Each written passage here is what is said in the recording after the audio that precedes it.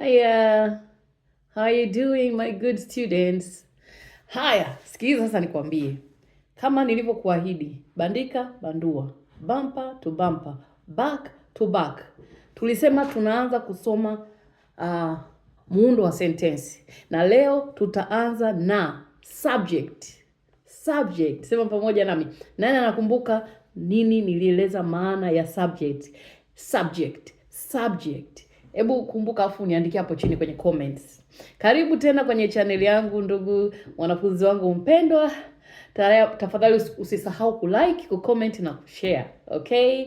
Na kama umejifunza kitu kime add value kimeongeza thamani kwenye Kiingereza ambacho ulikuwa unakijua tayari, usisite kucomment hapo kwenye maoni, kutoa maoni yako hapo kwenye comment section.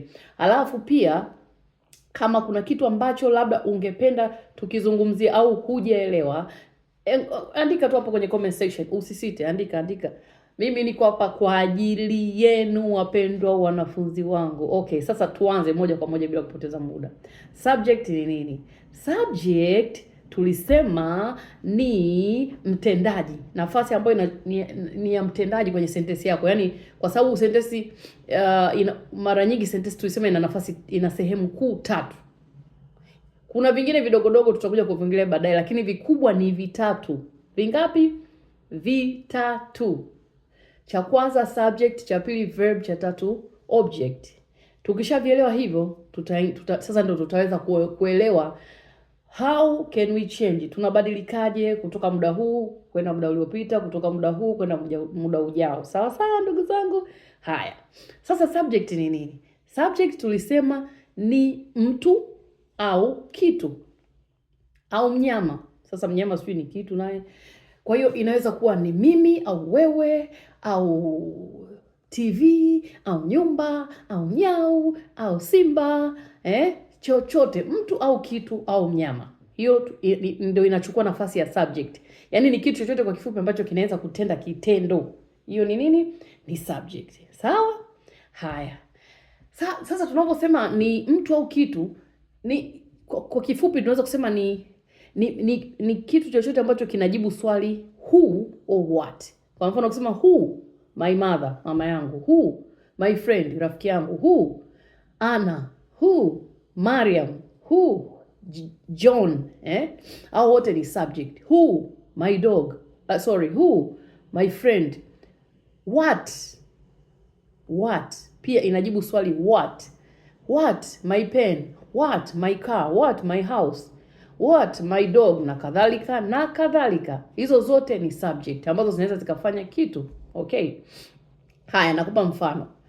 She is reading a book. Msichana anasoma kitabu. Nitatumia zaidi hii tense ya present continuous tense yenye reading, eating, kwa sababu ndio tense ambayo inajulikana sana. Kabla huko baadaye nimeshakuahidi tutasoma tenses, kwa hiyo tutaelewa zaidi. Lakini kwa sasa utaona mifano yangu mingi inatumia reading, eating, playing. She is eating.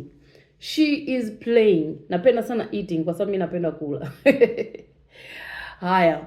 They are playing. My parents are coming. My parents ndo subject.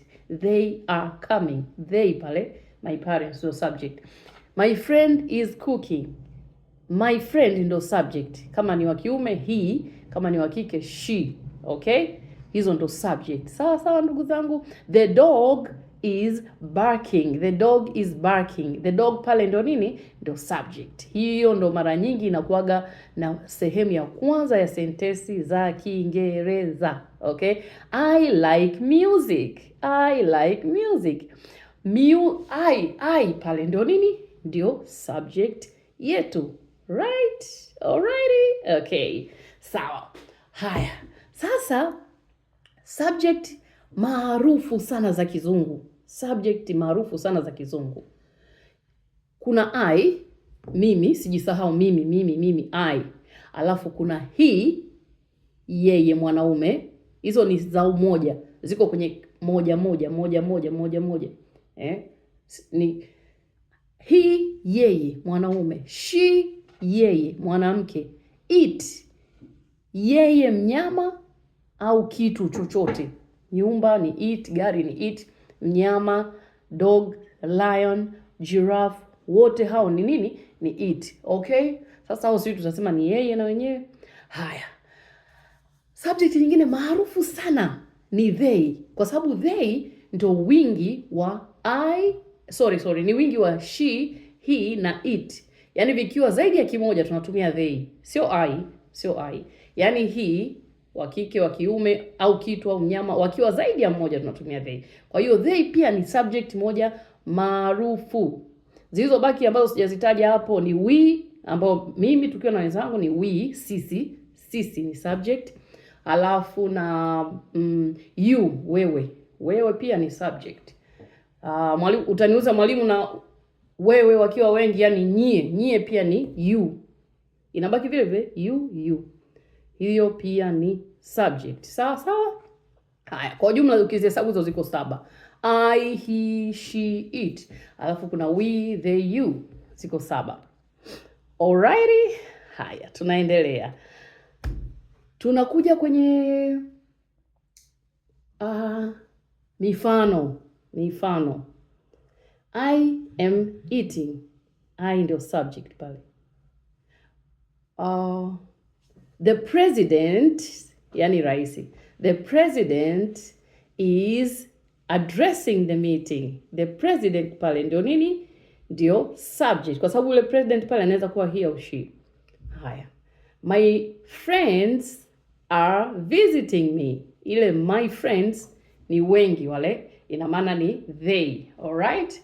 Kwa hiyo kila nilichoanza nacho kwenye sentensi hapo, hiyo ndiyo subject. Na sentensi nyingi zinaanza na subject, kwa sababu kinachofuata pale ni kitendo na subject ndio wanaotenda. Kumbuka tulisema subject kwa lugha rahisi ya Kiswahili ni mtendaji, yani mtendaji wa kitendo, sio mtendaji kata. Mtendaji wa kitendo. I am reading a newspaper. I'm reading the Daily Mail newspaper. Hiyo mimi ndio ninafanya kitendo cha kusoma. Okay? I am eating a biscuit. I'm eating a biscuit. I ndio subject ya kula, anayefanya kitendo cha kula. Kama tuko wawili na rafiki yangu nitasema we are eating biscuits. Sisi tunakula biskuti. Sawa? Haya, nakupa maswali hapo. Utanijibu tu kwenye comment moja. Kwenye sentensi hizi 3, niambie subject ni nini? Tom is playing football. Tom is playing football. Subject ni nini? 1, 2, 3. Jibu. Tom ndio subject. Haya. They are coming. They are coming. 1, 2, 3. Jibu ni they ndio subject yangu hapo. Alafu tunakuja the cat is sleeping. 1, 2, 3. Subject ni nini hapo? Subject ni the cat. Nafikiri paka sasa utakuwa umenipata. Tunamaanisha nini tukisema subject? Ni sehemu ya kwanza ya sentensi ambayo inajibu swali la who au what, na ndiyo mtendaji wa kitendo kwenye sentensi yangu. Until the next lesson. Nafikiri unaelewa tulikubaliana next lesson tunasoma nini? Tutajifunza kuhusu verb, okay? Na aina za verb. Right. Okay. Sawa. Basi tuishie hapo kwa leo. Usikose next lesson. Thank you for listening. Asante kwa kunisikiliza. Usisahau kushare, kulike na kucomment. Bye.